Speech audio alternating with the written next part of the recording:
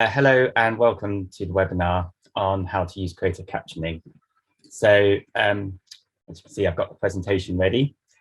Thank you all for coming today. I'm really excited to share my findings and research on creative captions, as well talk about some of the possible next steps and approaches of how we can use and improve creative captioning from both a designer's point of view and an audience member's perspective. So my name is Ben Glover, and I'm a deaf video designer. So if you're unfamiliar with what a video designer is, it can be best described as someone who specializes in the creation and integration of film, motion graphics, live camera, in theatre, opera, dance, live events, and more. So my role could vary depending on the project. So one day I may be working on sort of projection mapping, and then another day I might work with a dancer and do some interactive visuals. And as Dylan said recently, I was working with Icarus Theatre on some creative captioning. So first of all, I want to thank Definitely Theatre for helping me start this whole project with their Freelancers Bursary Award, and to Icarus Theatre for having me on board and collaborating with them for their creative captioning, which we'll talk about shortly. So first of all, what is creative captioning? So creative captioning is the inclusion of captions from a script that appear on stage. So it's a bit like subtitles for TV, just more creative. They are integrated with the set design and match the style of the show. They can reflect characterization and tone. The captions could appear projected onto a set, or even like a video wall or some other display. They could be displayed in any color. They could follow actors. They could reflect a character's emotions. They can give context to a setting, and actors could even interact with them. There's no official right or wrong way to go about using creative captioning. However, I have aimed to identify some ways in which it can be best implemented and what tools exist out there to make my design and you a job more efficient. So it's hard to pin down when creative captions were first used on stage. We can look to about 10, maybe 15 years ago, and there were some performances that used them in a creative context. However, technology has improved and demand has increased. So what's certain is there's definitely a growing interest, particularly within the last 5 years, as there's been more and more productions that have used creative captions. To start with, I just want to do a little bit of history and a throwback to when captions were used on stage. So if you can see here, in 1983, the Canadian Opera Company used surtitles for their production of Electra, and these were projected above the stage using projection slides. And the reason for these were to translate German to English. So it was a mixed reception actually, and from the start, some found it useful, but some found it quite distracting from the performance. So it actually took a while for it to become a bit more standard within the opera. It has picked up momentum, and you will see it a bit more, especially if you go to the opera today. So the first Broadway show was captioned in 1997 and was organized by the Theatre Development Fund. And these are very similar to what you see today, with a box with a captions display in a box, and they're positioned maybe above or besides the stage. Stage text, which you may know today, was established in the year 2000, and it continues very strongly. And they do plays and musicals, but they also do talks and gallery tours and even online content. You can actually visit their website today and you will see a list of upcoming caption performances. And they also do the similar with the box that can be positioned on the stage. Lastly, I want to highlight the smart caption glasses, which launched at the National Theatre in 2018. And this is significant because these glasses means that you can view any performance and view captions. So in the previous examples, you would normally have to have a date and a time of when you could watch a caption performance. It wouldn't be every performance. But with smart caption glasses, you can actually turn up, book your glasses, and then you'll be able to see the captions. So this brings us to creative captions. And I believe these are the next step from the various access tools that are out there. They give audiences a new way to enjoy theatre, which is both accessible and creatively integrated within a show. So I want to show you some examples, and they've been kindly shared by some other designers and theatre companies. It will just give you an idea of the various ways creative captions are displayed. The first example I've got is Oliver Twist by Ramps on the Moon, designed by Akila Krishnan. And these captions are displayed on a large screen at the back of the stage. So the fonts and the design match the setting of the play, and there's also some video elements that bring the text to life. And I actually found out earlier this week or so, it's coming back to Leeds this year.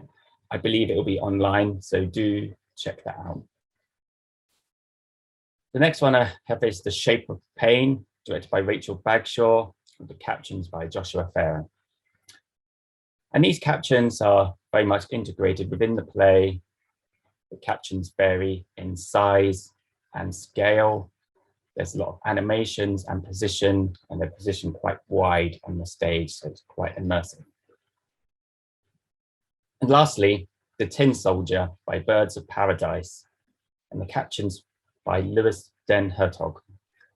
So these captions appear as part of the set onto one of the cardboard boxes, as you can see, and they had a customized font, and they had different colors for different characters.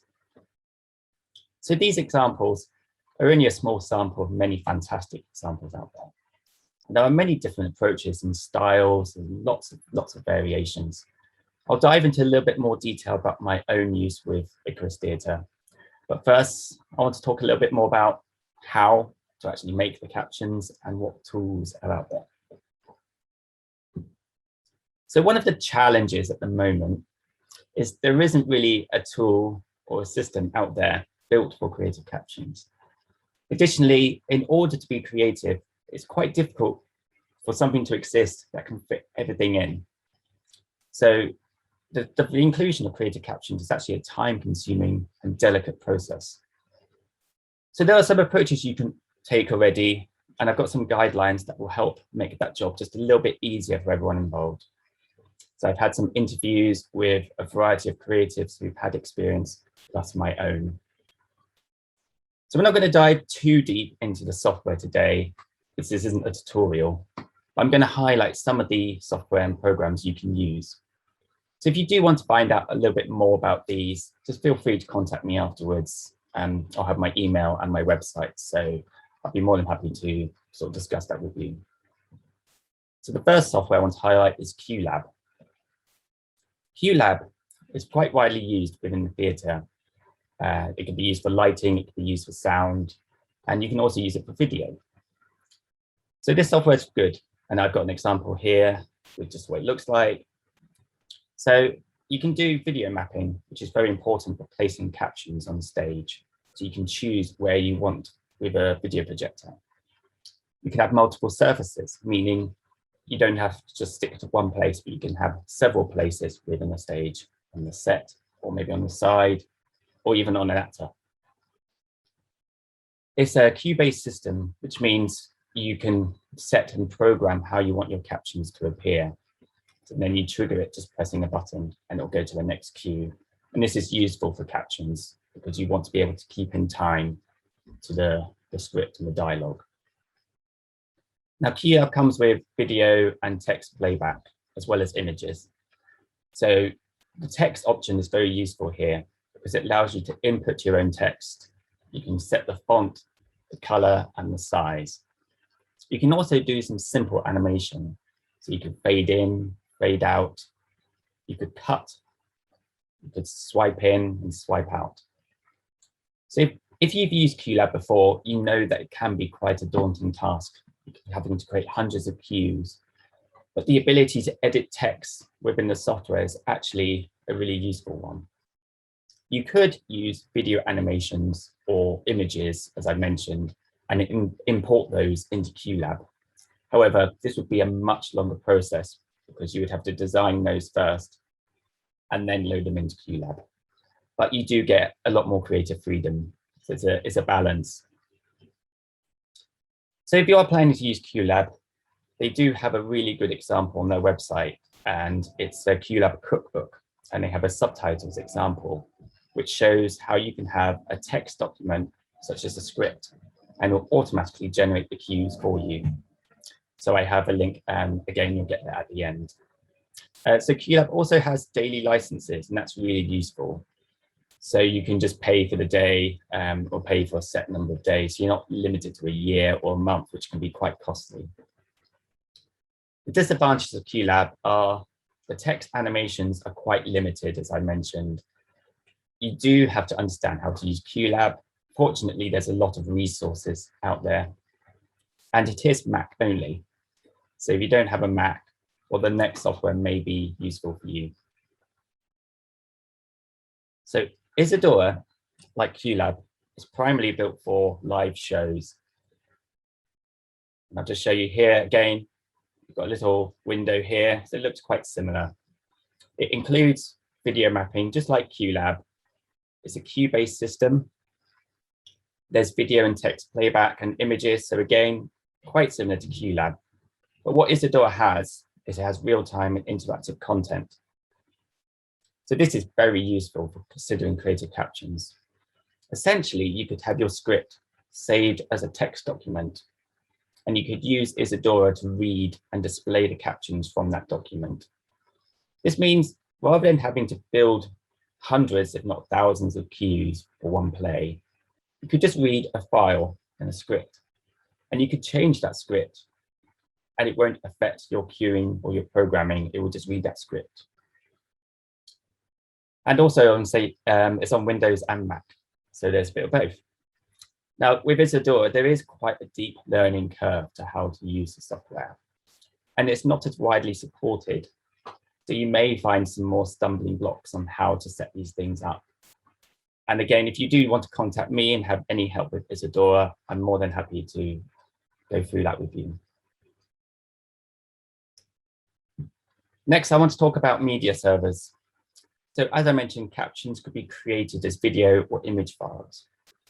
So technically, any media server, and these are particularly used more in high-end theatre, so more of the West End or Broadway type shows, you could utilize one of these systems to display the captions. However, this is not very much tested yet, and you need to consider that there could be hundreds, if not thousands of cues, because you want to display all the captions as a cue. It's not an area I'd love to explore more, and I will just highlight the program names here. So we've got Disguise, Avo Lights, the 7 is Seventh Sense, Green Hippo, and Resolution. So images there. Lastly, and I think this is a real opportunity for the future of creative captions. So we've got platforms such as Notch, Touch Designer, Unreal, Unity, and Smode, as you can see in the images here. These tools give us a lot more creative freedom and time to experiment, creating content and video. You can also integrate these tools with the systems that I mentioned earlier, like QLab and Isadora. And I think there's a real opportunity here to utilize these platforms for creative captions. But again, it's a very new area. It hasn't been explored enough. And it's something that I personally will be doing soon. I also want to give a mention to Integrative Immersive Inclusiveness, which is a project by Red Earth Theatre and University of Nottingham. And they built their own system for creative captions. And they have a fantastic website with their own guidelines and a little bit more detail about how they made their own system. And you'll get a link at the end of the webinar. Next, I want to highlight some guidelines and some methods on how to use creative captions. It's going to be important to consider to make the job easier for everyone involved. So first thing is, consider using creative captions early in your development. This is really important because it allows you to be creative as possible. You want to understand the set, lighting, and the position of actors on stage. It may be that the set will have to be changed in order to accommodate the captions. The script and the delivery by the actors could also have an impact on how the captions be displayed. So you may want font and the size, any animation, maybe to emphasize or relate to how an actor has said something.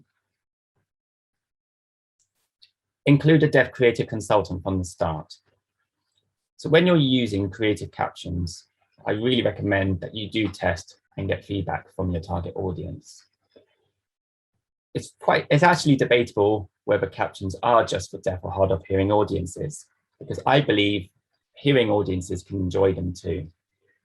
But I believe that you should think about accessibility at the end of the day, and you want to target those audiences and see how they feel about the captions. So make sure your captions are readable and they're understood. Make sure your captions can be seen from anywhere in the audience. So if all your performances are accessible, it's important to make sure that everyone will have the same experience. So if you're at the back of the stage and back of the audience, or if you're at the front, you want to be able to read the captions and not have a different experience. So you need to think about placement and font size. If you're actually touring, you may be going to different venues. So you may even need different versions of captions for different venues. So that's quite a lot of work already. Actors should be aware of where the captions are going to be on stage. This is useful for actors in the audience. Ideally, any projection surface or display that you're using shouldn't be covered by the actor, unless of course it's intentional. You don't want to surprise actors as well during a tech week or some late rehearsals and have the captions appear. It'd be quite intimidating for them to see their lines. So it's good to let them know beforehand and start early, have those discussions. Where are the captions going to be? This is how they work. Lastly, scripts can change. So use a system that's easy to edit and change. This is tricky because there isn't really a system out there that works for this, but it's something you should consider. Ideally, in the ideal world, the script would never change from day one. But unfortunately, we can't always get what we want, especially as designers. So depending on the software you use, think about how you set it up. If you set up lots and lots and lots of cues, and then you cut a section, all those captions thereafter, do you have to edit them all to fit? Or can you just make it work and it doesn't matter? So ideally think about that before you start programming a lot of cues. So the list of guidelines is growing, and you can visit the Creative Captioning website as it gets updated over time. There'll be more examples and resources, software, all sorts of information on that website.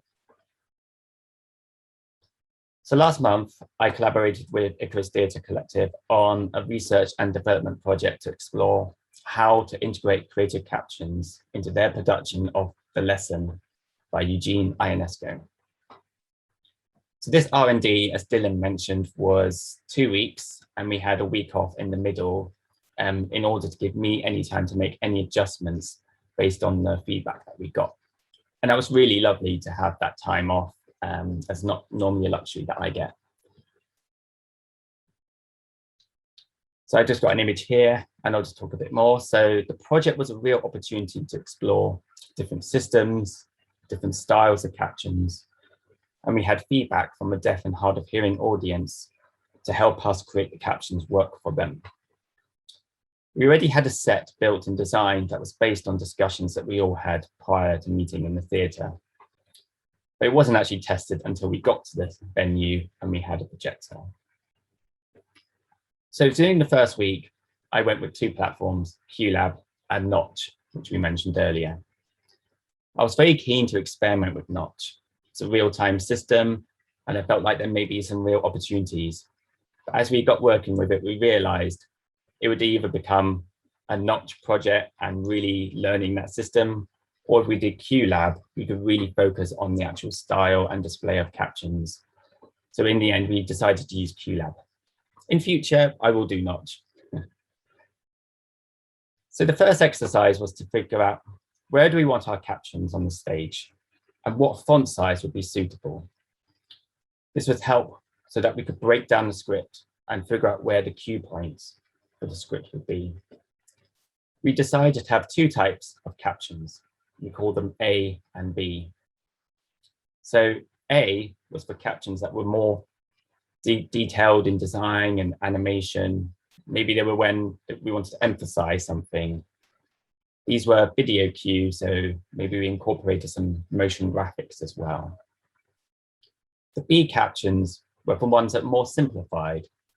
So if there was a lot of like dialogue in one scene, we wanted the caption just to be quite simple and straightforward, to let the actor take focus on the stage, but equally to make my job easier, because as lovely as it would be to animate every single caption, it's a lot of work and we kind of have to balance and pick our moments.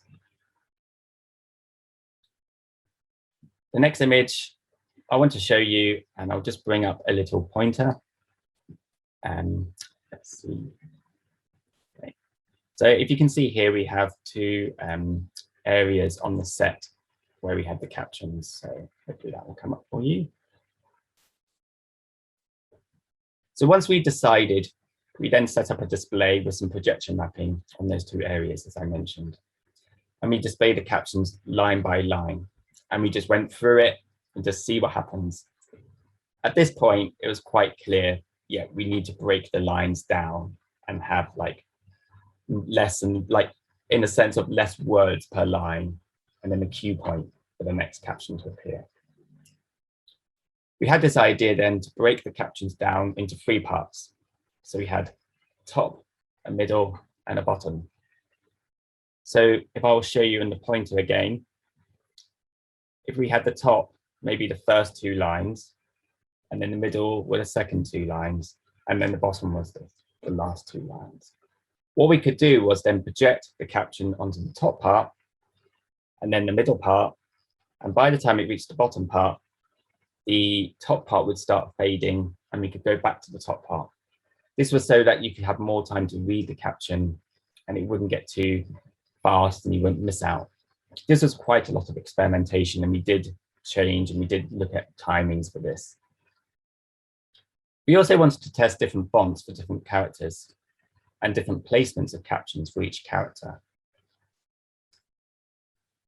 And just go to the next image. So one unique element to the play is that the set eventually becomes covered in chalk. And this is handwritten by one of the actors.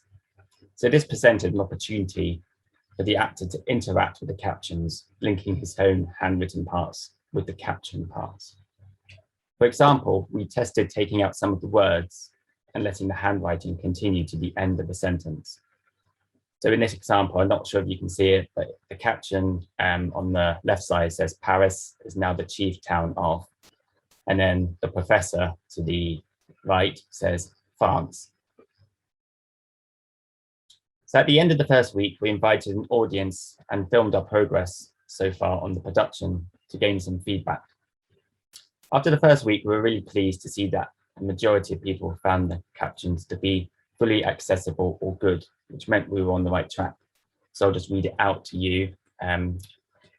We had 57% say that the integration of creative captions and the use of them were fully accessible. 28% said they were good, and 40% said between good and poor. You may notice we only had 7 responses, and this was due to COVID and small numbers limited in the theatre. But we did get a mix and a sample of some deaf and some hard of hearing, and we had some hearing members as well. In the next slide, we said, how would you describe the positioning of text projected onto the set? And this was a bit more mixed. So we had 28% say outstanding, 28% say good, another 28% said fair, and 40% said a bit confusing. So this is one of the areas we wanted to look at in the second week. And lastly, based on what you saw, how would this technology affect how often you go to the theatre? So 57% said somewhat more often, 28% said far more often, and 14% said about the same. And this was really fantastic to see, and definitely a reason to use creative captions, because we're actually getting more bums on seats, so to speak. So for the second week, we took on board the feedback and we got a second projector which meant that we could project onto more surfaces. We're able to focus on the actor's position on stage, give them more direction to the captions and the actors. We had the captions display nearer the actors as they moved, and there were moments of interaction. We also tested color and different font styles, including one of which was the actor's own handwriting, so it could match closely to the handwritten chalk that we mentioned. So this extra time gave me the opportunity to spend more time animating specific scenes. So for example, we had musical notes that appeared, we had a ticking cuckoo clock, so we could show visual representations of sounds. I was also able to emphasize certain words within the script. So we added a bit of animation to those. Maybe it was to highlight something or reflect the tone of the character. So the second round of feedback, sorry, before we do that, I'll show you the image. So there's the ticking clock and one of the actors interacting with the clock. So the second round of feedback was also very positive, and we had, I'll just go through those quickly. So we had the same question, how would you describe the positioning? And we had 50% say good, 33% say outstanding, and then 60% say poor. So we asked the person, why was this poor? And they said that a lot of times when it did move, it wasn't so obvious where it was moving. And we realized that we could actually improve this with lighting, and maybe lighting specific sets on parts of the stage nearer the caption, so it guides your sight towards those.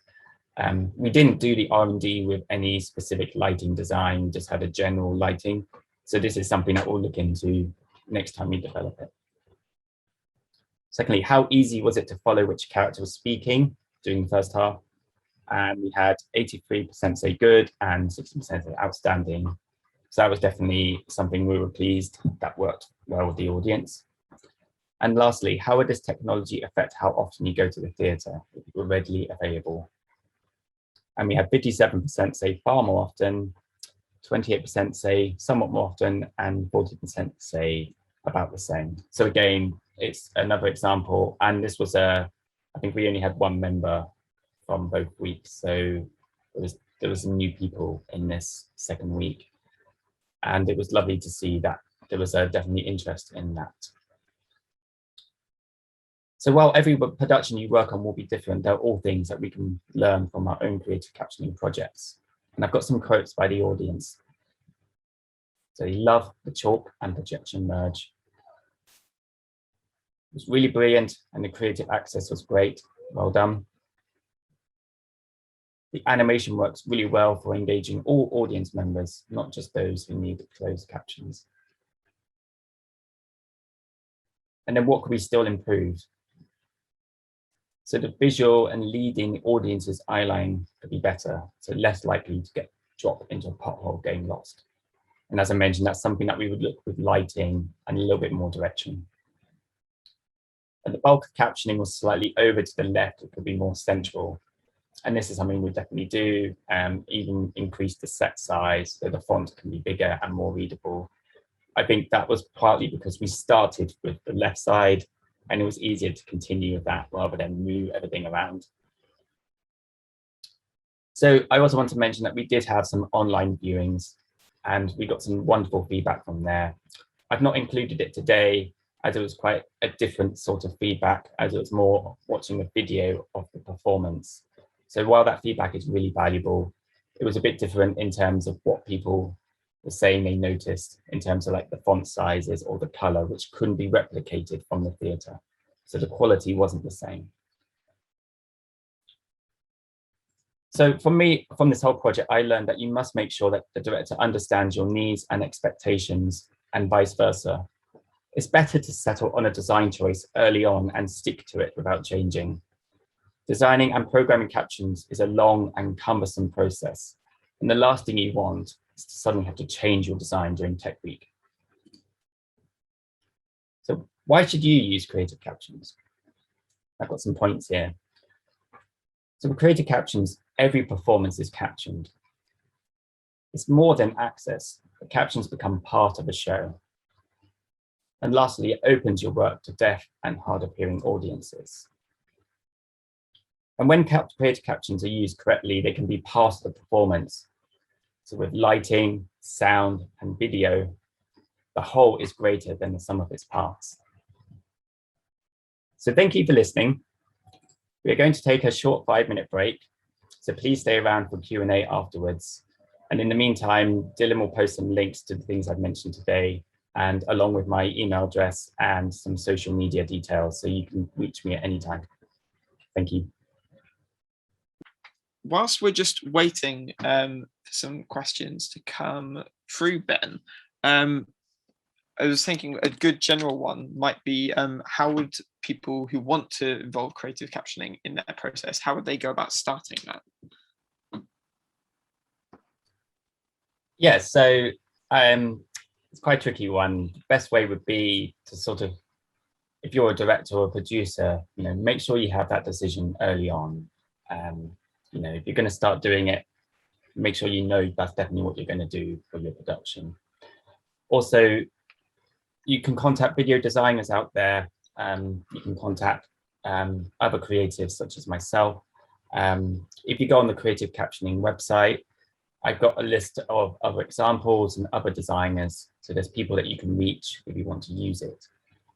It is a cost factor as well. So that's, as I say, questions has come through about how much it will cost. So I think that's I'll bring that up as well and link it to this question. Is to consider a budget for it. And with Arts Council, they are very interested and excited by creative captions. So definitely feel free to pitch that towards Arts Council England, because they're looking into a lot of creative captioning work and giving commissioning for that. Yeah, it's tricky how to start, really. I suppose the first thing you need to do is have the script ready and really identify, how is it going to be captioned? My job would be easier if the director came to me and said, okay, well, I want this show to be captioned all the way through. I want there to be, where an idea of where it's going to be on the set. And I want, do you want the whole set to be covered in captions eventually, or do you want it just to be like a little box that suddenly has a rotating line of captions? So think about those decisions early and then communicate those to the designer. I think we've got another question here. I'll just have a look. Great. So thank you for that question. It says, is there a formal process to becoming a creative captioner or video designer? And currently I'm self-teaching. So yeah, with video design, it is, it's such a huge, fast field in a way. There's so many different approaches to being a video designer. And I kind of tie into creative captioning only because there are some parallels between the two. I don't think you just become a creative captioner. There is no job being a creative captioner. So I think being a video designer is the approach. Primarily, I use a lot of animation and motion graphics in my work. So I'll use Adobe, so I'll use After Effects. I've used Photoshop. Cinema 4D is another one. And I do these to create the content. And then you've got QLab and Isadora and all those systems I mentioned earlier, which can display the content to be projected. To learn captioning and creative captions is probably a little bit different. There are some excellent resources on subtitles by the BBC, so they're definitely worth looking at. I'll actually drop a link because I haven't done that one, and I'll put the link there. But you can always Google for guidelines on subtitles, because there's actually quite a lot of similarities, but bearing in mind, subtitles do have a very fixed formula on how they are displayed and how they work. So don't be afraid to be creative as well when you're doing that. Great. So Katie's come through saying, how much should you budget when you're considering everything? And yes, this is tricky again, because it depends very much on the scale and the scope of the project. So the budget could be quite small if you're just having a very simple display, if you're just having a little projector, or maybe just a screen that you've already got. I would say you probably need to budget quite a vast amount, because it's not the actual technology, but it's the designer's time and investment into creating the captions is the biggest part of the SAM. So they've essentially, they are a core member of the team, just like the director. And even more so, like as a designer, I think a captioner or creative caption designer is probably going to be involved in a production from the very start all the way to the very end, which, less so like a designer might usually be involved at the start. So that's something to consider, is budgeting for that. I can't give an exact sum, just because it varies so much, but hiring projectors, you've got the software licenses. So QLab is, I believe it's $15 a day, but you get, like, if you get a month, it's cheaper. Isadora, again, you can get a week for, I think it's like £10 or something. It's actually quite cheap. But then when you get into Notch and stuff like that, then we're talking about £120 a month. After Effects and all those start ramping up the cost. So just think about those. If you have a designer you've worked with, maybe communicate with that with them, figure out maybe the budget there.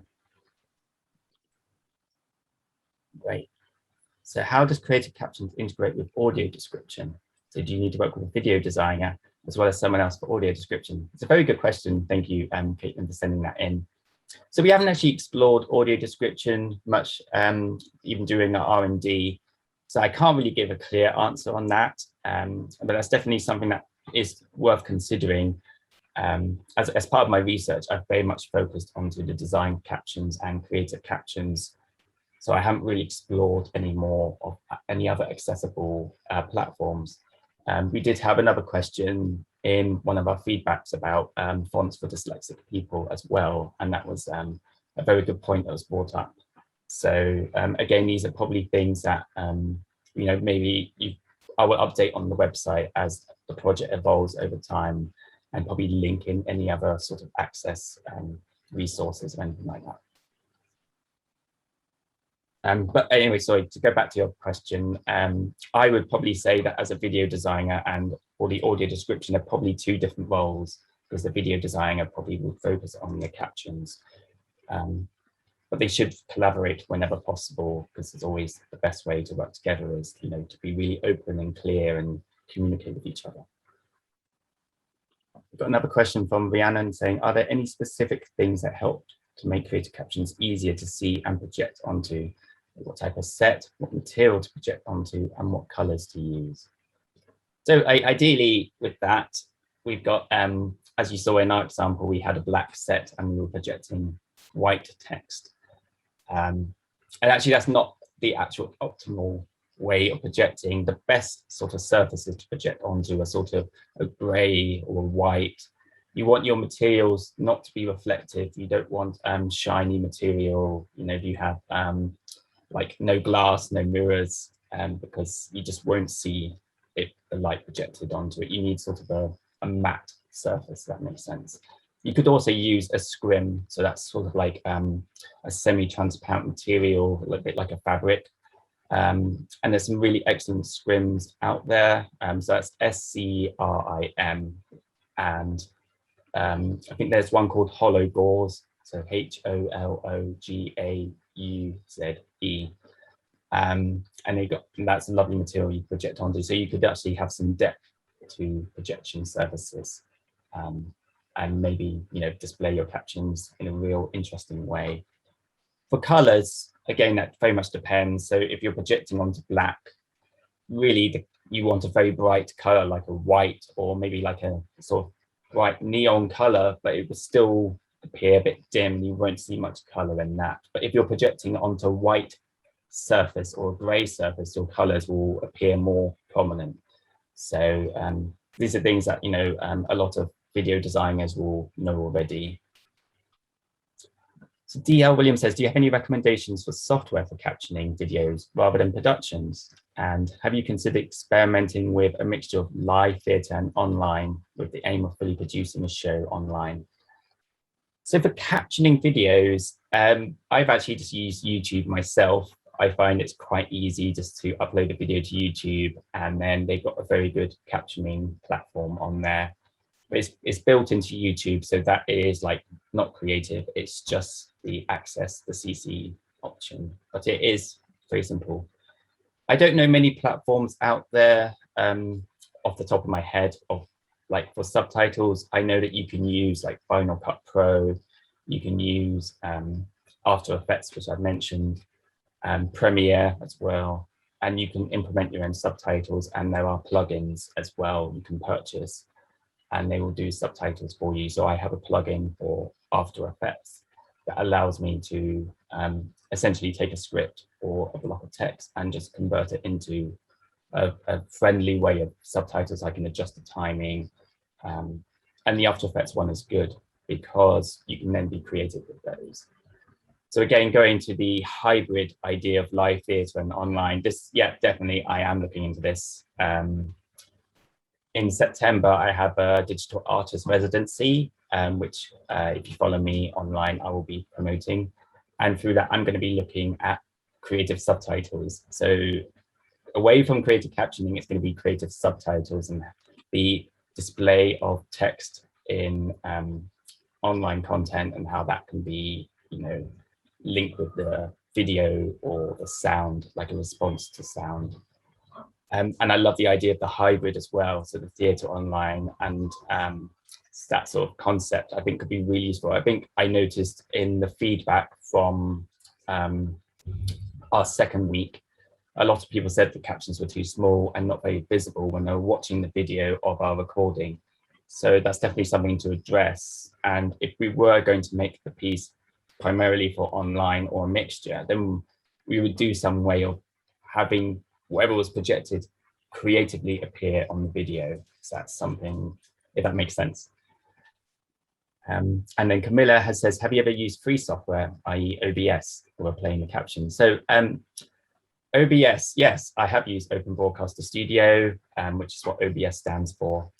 And it, yeah, I have not used it for captions. I've used it for sort of displaying graphics and sort of images. Even this presentation today, I've used, I don't know if you see the logo here, it's called MMHMM. So, and this is a way of presenting a presentation while I'm on a video. And OBS is similar in that context. You can do different things. I've not done it for captions or anything like that. I kind of feel those softwares for live streaming or Zoom, such as this. Definitely, it could work. I'm not sure how the queuing system would work as well. As I mentioned, you know, the thing about captions is you'll end up with hundreds, if not thousands of queues. And some of these software don't really, aren't tested to that. They just tested for like, you know, at most 100 queues or scenes that they call them. So yeah, you know, experiment. So some more questions. Rhiannon, have you got any tips for using creative captions in a small space? So it could be a small projection area or small performance space. So it's a very good question. So with a small space, it would be something like you would have to consider where the audience is sitting, because you want all the audience to see the captions. Again, you don't want them to be too big as well, because the thing about a small space is there's probably going to be a bit different in how the actor and the position of the captions are going to be displayed. You may, you know, if you're too far to the left or to the right, it could be a bit different. So you just got to take those considerations in mind. How can you do it? Maybe don't just have one screen displaying the captions, but you could have two identical screens on the side with the same caption. You know, there's nothing wrong with appearing the words multiple times in different places. Yeah, I think that probably hopefully answers your question. For projector as well, yeah, with small spaces, it can be quite difficult to get a big image as well, because sometimes the lens throw, you will project closely when you get a very small image. So look at getting a short throw projector, because that will be very useful for getting your image quite big. And think about lighting as well. Right. So, and yeah, Camilla's just said you can do live queuing with OBS, so cool. Yeah, as I say, I've not used it that much, just mainly for live graphics. So definitely have an experiment with it. I'd love to see what you come up with if OBS is a suitable platform because I'd love to see any more software out there. If you know any, I would definitely put them on the website. Sorry, yeah. So for your R&D audiences, a DL's got a question. Do you work with deaf and low vision to test the subtitles, or is it just a matter of who turns up? So regarding the R&D audiences that we had, is this probably for the live audience that we had or the online one? So I'll start with the live audience. Just going to think what I said. So we chose people who were deaf or hard of hearing. That was our main focus for this R&D. So we reached out to either a network of people that we knew, but we primarily wanted to reach out to people in the theatre community who are deaf or hard of hearing. We actually had someone from Stage Text. We had some people from GRAE, which is GRAEAE theatre. And we had, who else did we have? We had someone involved with Definitely Theatre as well. So, but they were all varying levels of deafness as well. So we kind of want to get a fair response. We will definitely continue the R&D and audiences when we carry on and do more work on the creative captions we'll have, because it's very important to have the audience feedback. We're making the show for them. It's not for us to hold and have the captions how we want. It's got to be accessible at the end of the day. So we really do take on board everything that's said and, you know, hopefully make the show enjoyable. Great. I think that's it for the questions. I'll just wait for any more. I do have one question that was sent to me previously, which was, do you need to go to someone who's done captioning before, or could you work with an existing video designer? And that's a very good question as well. You could, either will work really. It's more of a video designer. They just got to understand, basically go on the guidelines on the website, understand the process, know how many cues they're going to be making, you know, give the video designer the expectations, because it may be a bit more work than they're used to, because it's not so much animation, it's just a lot of programming and breaking down the script. So someone who's done captioning before, again, could be very good. Like if there's a subtitler or someone who does more online video work, they would have an excellent experience with that they could translate onto the stage. So ideally, if you do have the budget, bring both, and then both could come together, and I'm sure that would be fantastic.